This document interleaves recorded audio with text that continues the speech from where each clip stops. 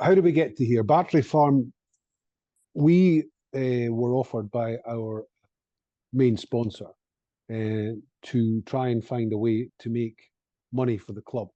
And as they specialised in renewable energies, they asked us to find a site in Inverness that would store a battery farm. They could find a connection to the grid if we could find the land. We found land, were offered land at Fairways, and this was a suitable site. And this was a suitable site to get the grid connection. The grid connection is the most important thing with a battery farm, obviously. It's very clean energy. It saves using fossil fuels. It turns on when the turbines turn off, basically. So it charges up when there's spare electricity, and then when there's no electricity coming out of the turbines, it goes into the grid and can power every house in the Highlands for 2 hours. It's a remarkable thing that's offered here. It can save annual saving on carbon dioxide is 20,000 tons, which, believe it or not, is the equivalent of us having to plant 1 million trees in the Highlands. 1 million trees and 20,000 tons of carbon this thing saves. Intelligent Land are our main sponsors, as I said before, offered to help us to try and raise some more funds. That was probably about 3 years ago when we started this off.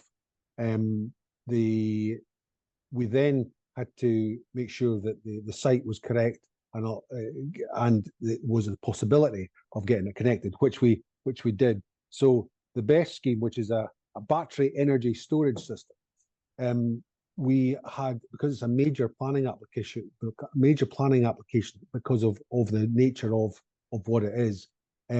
We had to do various hoops. We had to invite the public in for 2 public meetings. Because of where it is, it's at the back of Fairways Business Centre. There's trees all around it. More trees will be planted. There'll be an acoustic fence put around it as well. So you won't be able to see this thing because of the restrictions that will be put on it by the planning, by the Highland Council and the planners.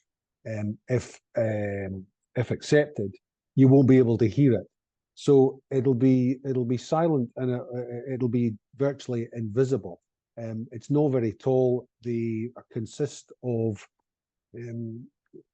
basically shipping containers, camouflage shipping containers, which will be screened off by acoustic fences and the trees. Some of which are this deal is game changing for our football club. It will make us a financial foundation which we can build from, and I know that we can flourish because we have the people to be able to do it. We don't have a wealthy owner. We've got many shareholders, but the reality of being in the championship is with a full-time squad. And all of the things that we do for the community is that we struggle. So we have to supplement sporting income with commercial income. And ILI have been good enough to help us with this. And this one is, seriously, it's game changing. It will make us. Without it, I think we'll struggle. But we are the very definition of, I think it's required, it says in the planning, community wealth building. We are that. This will make us. Without it, we'll struggle. We have to have it. It goes far to net zero. It's brilliant.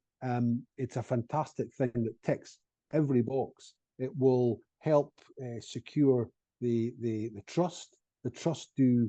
I'm just looking at between 22-23, 1,700 weekly course participants, 317 participants from para football, 428 adult participants, 506 hours of free football. I could go on, but you know, these things require money, and we require money from other sources other than the football income, because we don't take any money from the council, we don't take any money from the Scottish government. We have to provide it for ourselves. And I say we don't have a wealthy owner with a big checkbook out, so we've got to make it for ourselves. And this is one fantastic way of making it for ourselves and getting down to help get down to net zero. What isn't to like? I really don't get it. So up to this point, I think we've worked along with ILI for about 3 years. And we thought everything would go reasonably well. As I mentioned before, and I keep harping on, the national policy from the Scottish office, and I think even Westminster, is this NPF4, this draft energy strategy, which said that Scotland needs to increase battery energy storage systems capacity significantly. We have huge amounts of renewable energies being made from turbines, but a lot of that power is wasted. And again, stating back again, when the turbines stop, what happens? You go back to fossil fuels again. And you know, you need a better answer. This is a better answer. So the significant weight we thought would help us greatly. But on Tuesday, we were given a devastating news that the planning department in the Highland Council had recommended that this application was recommended for refusal before the committee on Wednesday. And you know, looking at the 4 reasons, we have, I could just go through them. One of them was a noise reason. Now, I'm told that this could be a condition of planning where the Highland Council put a bar on how much noise can come out of it, and that's it. Now we can use more restrictions, more acoustic barriers. That can be dealt with. There's a biodiversity, insufficient biodiversity gain. Again, I am told that this can be a condition of planning, and we can deal with it after it. If we don't do it, we don't get to start the thing built. But this can be a condition. We have a flooding question that we say wasn't answered. Well, it was answered, but it wasn't uploaded in time. So therefore, that question has been answered. So of the 4, 3 of these things are, we think, minor points that can be, 2 of them dealt with if we can get the plan, can be dealt with afterwards. The flooding one has been dealt with. The last one is the loss of open space. Now, you know, to make an omelette, you've got to crack an egg. We have to admit that perhaps 2% of the former golf course at Fairways will be lost.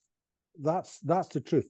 Say 2 acres of this golf course will be lost, but it will make up for 20,000 tons of carbon being saved every year. The equivalent again of 1 million trees being planted. You can't plant 1 million trees on 2 acres of ground. The country needs net zero. This helped net zero. And at the same time, it makes massive sense to give our football club and our ICT trust enough funds to become a stable business, a stable foundation to come and get for 5, 10, 20 years. We can make this money work and make this money work for the club and keep it safe for all of the community. We are a community wealth building company, business, club, and we want to stay that way. We want to help more, but we can't do it because we don't have enough money. This will do it. This will make us a fantastic football club, a community football club that will, I think, with the help of our new manager and our players, get us into the SPL where we belong, but also be continue to be a massive part of Inverness and the rest of the Highlands. I'm passionate about it. I'm the chairman. It's been my club since I was a wee boy. I was an Inverness Thistle supporter. We need help from the council to make this work. We've put it to them, I don't see why they can say no to it. I just don't see it. It will be an absolute travesty if this is refused by the councillors. They've got to look after our community. They've got to look after the kids, the old people, everybody, and this will help. This will help massively. So all I would say, and I'm trying to put this forward, is please on Wednesday vote yes for Thistle. Vote yes for net zero. Please, we need it. So what made this a great idea, I feel, was that the Scottish government were one of the first in the world to declare a global climate emergency. And in 2019, Highland Council did the same thing. So you would have thought that this would be therefore high on the priority lists for Highland Council and the Scottish Government. And the Scottish Government have done this NPF4. Even last month, the article, I think it was in the Inverness Courier, there was from Highland Council stating that they want to get their net zero by, they were pushing it back to 2045. The council has also set key interim targets to reduce emissions by at least 75% by 2030 and at least 90% by 2040. Now, I think one of the things they said was we will not achieve the targets outlined in our route map to net zero by taking, and it's in business as usual approach. Now, business as usual, don't go and stop something like this that stops the need to turn on gas boilers to provide power when the wonderful turbines that we've got all through the Highlands don't have any wind.